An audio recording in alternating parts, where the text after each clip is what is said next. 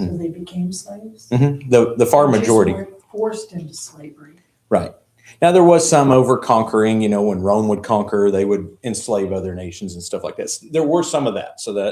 But the kind of slavery that we think of in America, perpetual through generations and by just a single race, that wasn't the majority of history. Most of it wasn't that way at all. So, yeah, it's a different way of thinking. And sometimes, and even the lesson brought it out, sometimes you have to put yourself in their time and culture to understand how that was flowing and why either a prophet or Paul or somebody might have said what they said at that time, because you have to put yourself in their time period, trying to explain. That'd be like us trying to explain our time period to somebody of that time period. They'd be like, I don't get it. They wouldn't get what we mean by a lot of things. But I always think of it as being an employee.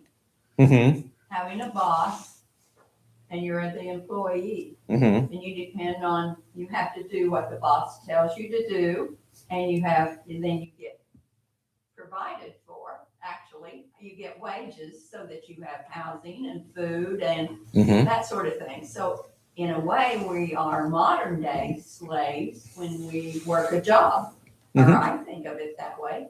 Good point. Yeah, there's so many. Yeah, I would agree with that point and that process.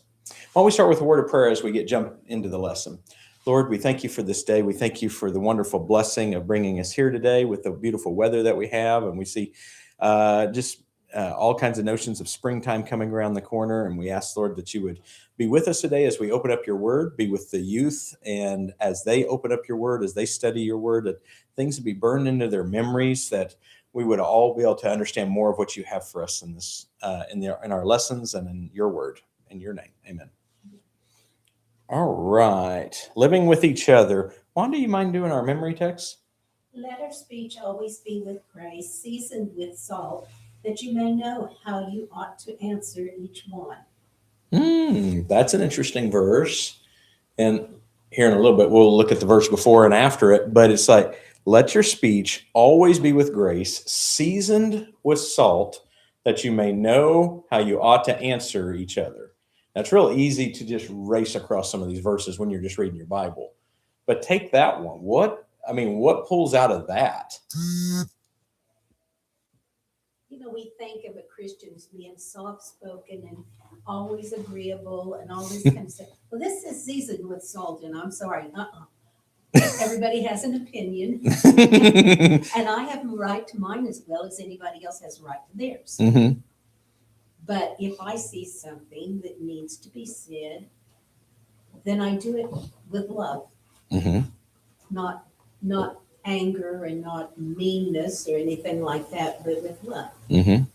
So you say it was seasoned with salt, but you're not being salty. They brought that in the lesson too. I saw that. I remember that in the lesson because you can be salted. Yeah, it could be too much. We give a little too much flavor. But it's so true. I mean, and our tongues, Proverbs is real big on tongues. It's like, man, we can whip them out and we can hurt people and cut people down with our tongues and our speech and what we say. But here it says, can your speech always be with some grace in it? Having that thought of others first, which is a Christian doctrine. This is what we believe. This is what Christ preached, is others come first in our minds and our thoughts. Christ first or God first, then others, then yourself. And so if you can actually have that, you're going to have a little grace towards them. Because if you're thinking of them first, well, then you try to put yourself in their shoes a lot. And with that, you can go, oh, maybe they don't see it from the same perspective. Maybe they don't understand the situation. Maybe. And then you can kind of, because we have a tendency to always judge things by how our position is and our focus. Our paradigm is what they call it. And we have a tendency to judge the world by our perspective. And yet other people have valid perspectives. Some of them are incorrect. Some of them are actually better perspectives than ours. But to have that season with grace in our speech and allowing for everybody to have the same worth when they say something is important. And I think that it's one of the vital things that God has is it was very rare that you saw Jesus cut somebody to the quick in their speech unless they were just arrogant. It was, hey, let them say what they need to say, let them understand, and then meet in the middle, find a place of trying to work together. But that's a big part of the Christian experience because we can be the pious ones. I mean, we see the Pharisaical type that are too pious, or you see the ones that we're not going to be anywhere near the world, and we're going to run away so far from everybody in the world that we never get a chance to share. You can go to the extremes, and I've said it more than once, the extremes are the dangerous places. The ditches are the bad ones. A lot of times I think if we allow the person to say what they wanted to say Mhm. and get it out, as you're sitting there, not commenting, not saying, no, you're wrong or anything like that. Mhm. I think as it comes out of their mouth, they hear it themselves. Mhm. And then they stop and, oh, that's not right. Sometimes that helps. Uh-huh. The other thing, though, is that if we're not willing to listen to them, why would they be willing to listen to us? Very true. I want to see their point of view. I want to see their perspective. You know, in knowing aspects of the Bible, if that's the discussion that we're on, those are things that I can point out. Mhm. I'm not saying I'm looking for the holes in their theories or their Right. beliefs, but Well, can we have enough care for others to actually listen to them? Yeah. Are we listening just to answer? Ooh, that's an easy one. When you think you have all the answers, it's real easy to listen, to find the holes, to listen just to reply. I mean, I got them. I already know what they're going to say. I'm ready to jump on and pounce on that. That's easy sometimes for some of us, especially if it's a subject that we happen to know. We want to jump in and we want to, I'll share my opinion. And we do this instead of simply calmly listening. Listen to find out who they are, what their perspective is. Wow. And it really lets them let their guard down. And then not come after them. Now try to meet them where they're at. That's a whole lot different way. I mean, look at how God did it for us. I mean, if Jesus is our example, Jesus didn't come in just showing everybody where they're all wrong, because everybody would have run away and rejected him. I mean, wouldn't we? If he'd just come in and says, you're doing this and this and this and this and this and this and this. I mean, they were getting enough of that from the Pharisees, and everybody was really sick of that religion. Instead, he came like the woman at the well. Well, let's talk about the woman at the well. He came over and he says, hey, what's going on? Why are you out here in the heat of the day? Oh, what's been, and he had to meet her where she was at, get her attention. And then she was one of the best evangelists there in Samaria because he could meet her and then just call. And he didn't go in there and just beat her up over things. He did acknowledge, hey, there were some things to deal with, but that was it. He didn't go and just attack her like so many of the others, because she had just run away. Oh, he's just another Jew. Doesn't care about us Samaritans. But he found a whole different way of witnessing to that city through, frankly, the worst of the worst in her city. I mean, she had the worst reputation, yet she got to be the evangelist. There's a lot of ways to do this, and Jesus points this out.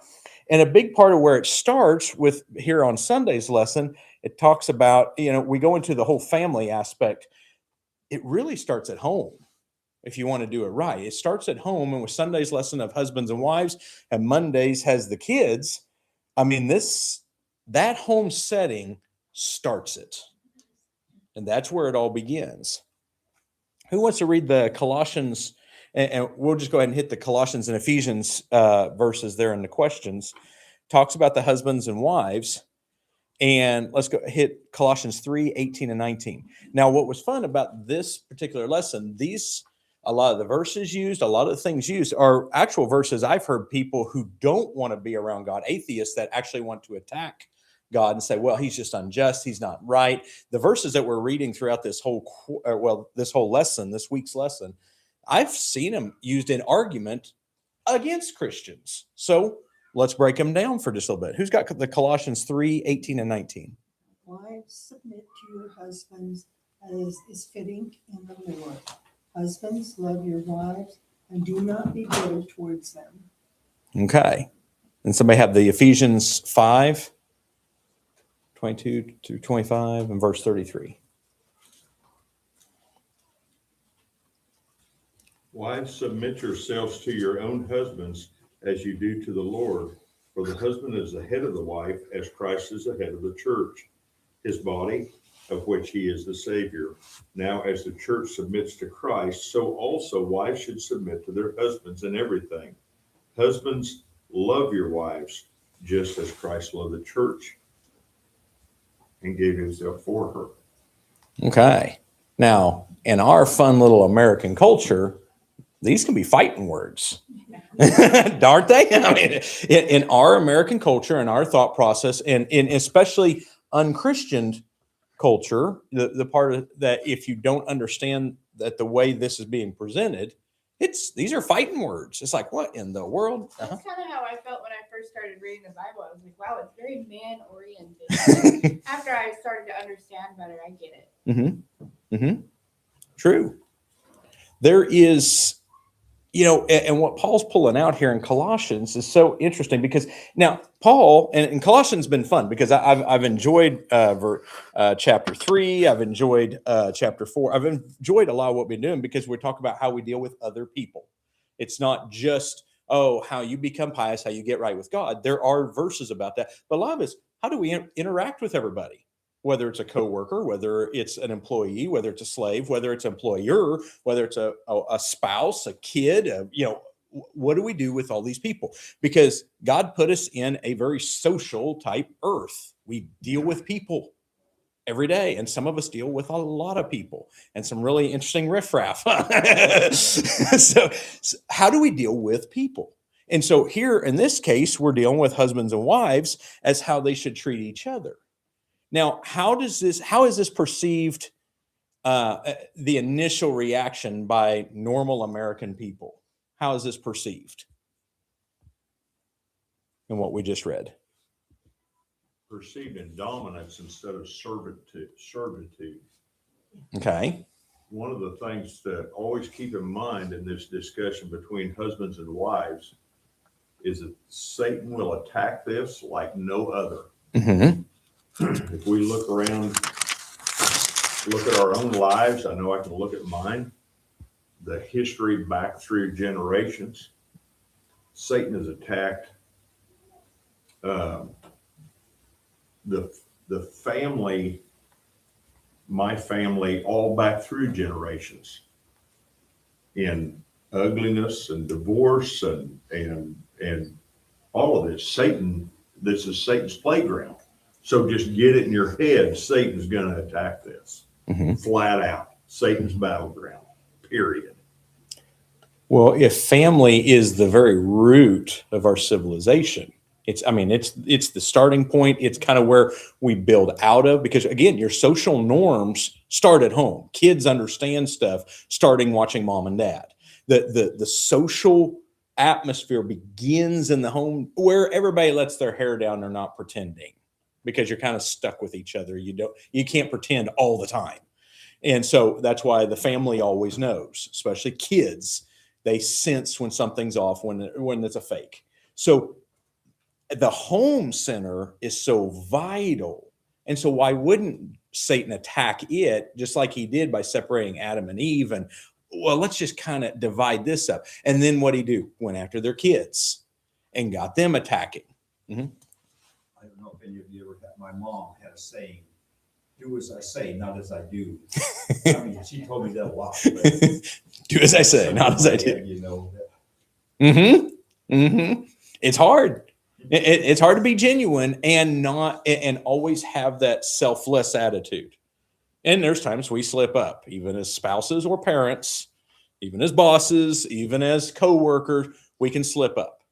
But that's where the whole idea of working with each other and our words being filled with grace and caring about others first. And seeing these roles that just in the husband-wife aspect is so fascinating, because again, you got to look at from a Christian perspective of wives, submit to your own husbands as is fitting in the Lord. And what did he say about the husbands? Husbands, love your wives as Christ loved the church. I mean, so this is a very, very interesting understanding. It's not an idea of submission. It's different roles, and God's calling us out against our natures too. Go ahead. Have you ever noticed how people, like, they quote that, wives submit to your husbands, but they leave out the last part, which is the most important part, what you just described. And husband, be submissive to your husband. No, that's not what it's saying at all. Mm-mm. No, it's, we have a relationship just like we have with Christ. And then that's where he's bringing it up, is like, there's a relationship of Christ with his people, and husbands and wives are supposed to replicate that in the home in a miniature view. Christ gave himself for the church. He was willing to die for the church. He went the extra mile to reach out to the church. He went so far that he was willing to lay down his life. And most men I know would lay down their life for any one of their kids or their wife this minute. And it wouldn't hesitate. And then women, the same. We work together in the home. She has her roles. We have, our men and women have their different roles, and that's how it runs. And so the idea is working together. What he's doing is trying not to divide and get everybody all upset, because again, in our American culture, but you think about it in the culture that was here, whether you're here on where he was at in Colossians and some of these towns, you could just throw out your wife for any old reason. And what the Bible tends to do is actually elevate women and say, no, Absolutely. don't you throw them out. They are worthy of protection. We keep them. They are such a vital role. I mean, when they say that, oh, yeah, like you said, the Bible sometimes comes off as, oh, it's just male dominant. No, it's not always. In fact, it very much so. We hold God elevated women and told Christians to elevate women better than anybody else in society, where society was like, oh, just whoever. I mean, the strongest. Check it out. Go to the Middle East right now.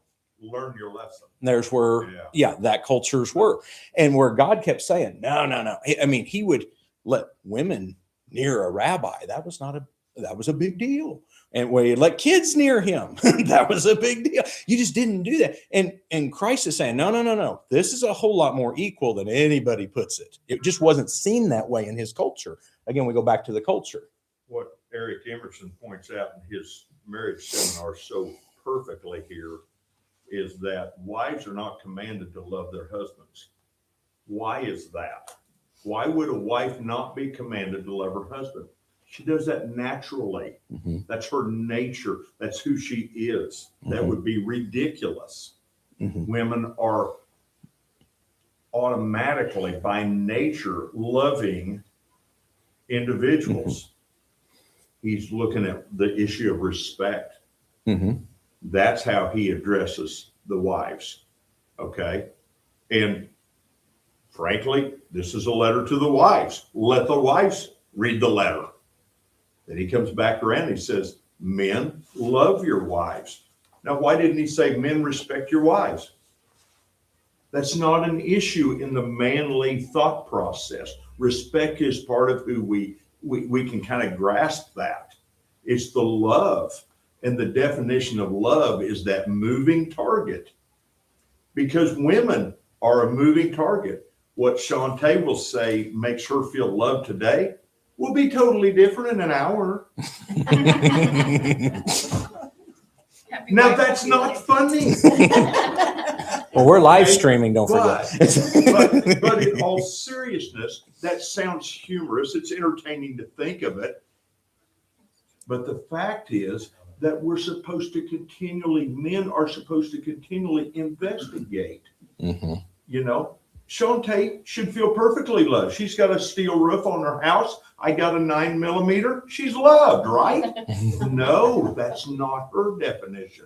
And so we're investigating. Paul does a perfect job of putting this out here. That's why, yeah. And if we will lean into it, mm-hmm. sit there with our elbows on the table instead of it comes out so differently. It's beautiful. Well, that's where I think it is so important. And I love the fact that Paul wrote so much of the New Testament, because again, he keeps bringing in, we have to interact with people, whether it's husbands and wives, children, whatever. And so why wouldn't God have a valid home life recommendation for his people, for Christian people walking forward. So this is and we could do a whole lesson just on Monday's lesson because it was really good. And if anybody's ever gotten a chance to do the Love and Respect seminar, which Dad was just talking about, this is Eric Emerson. Emerson.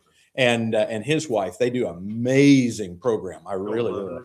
Called Love and Respect, and it's a very, very good program. And what is it again? It's called Love and Respect. And is It's a it- marriage seminar. It's a marriage seminar. It's actually really good. it's on YouTube. I don't know if you can get it on YouTube. I'm sure it's around, but we've got copies of it anyway. Okay, Mondays. Parents and children. Now, this is always a fun one because, wow, do we have interesting perspectives of raising kids in America today on all levels. And I want to get to it says on Monday's lesson, I'll just read the first paragraph because I got it highlighted here. Children have a vital role as part of the family firm. Now, family firm is the term that they put in on Sabbath's lesson, where it's more or less the grouping of people, but it's a firm. They need to know they are loved and valued as members of the family and citizens of the heavenly kingdom. Family worship is crucial, simple but regular, morning and evening. At an early age, children can start helping with cleaning and other responsibilities. Most important, they should heed Paul's command to obey your parents in all things, for it is well-pleasing to the Lord. So, boy, people can just go in all directions when it comes to raising kids. Be completely doting where the kids have never been told no. We got examples of that in the Bible with King David. We know that he never told his kids no. In fact, it was said that way. And I mean, how many of his kids died before he did? And so then you can be the over type that's so strict and it strangles the life out of the kid where they don't have an understanding that their opinion is valued, that they matter to the family, that they are part of the decision-making process. One thing we like to do at home is if we have a big decision to make, I bring in the kids too.